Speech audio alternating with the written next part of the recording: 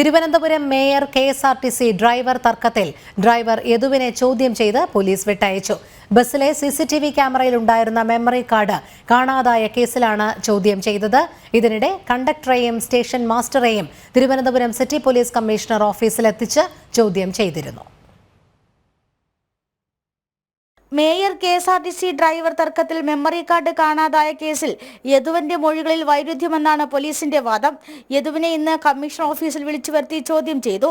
വീണ്ടും യദു ബസ് കയറിയതുമായി ബന്ധപ്പെട്ട മൊഴികളിലാണ് വൈരുദ്ധ്യം.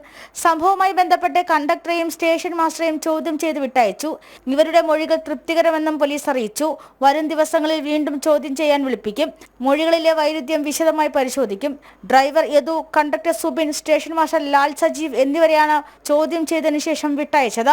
മേയർ ഡ്രൈവർ തർക്കത്തിന്റെയും ഡ്രൈവർ വാഹനം ഓടിക്കുന്നതിന്റെ നിയമലംഘനം നടത്തിയിട്ടുണ്ടെങ്കിൽ അതിന്റെയും ദൃശ്യങ്ങൾ CCTVയിൽ പതിഞ്ഞിരുന്നു. ഇതടങ്ങിയ മെമ്മറി കാർഡാണ് നഷ്ടപ്പെട്ടത്. ഇതിൽ മോഷണക്കുറ്റത്തിന് തമ്പാനൂർ പോലീസ് നേരത്തെ കേസെടുത്തിട്ടുണ്ട്. ജനം, തിരുവനന്തപുരം.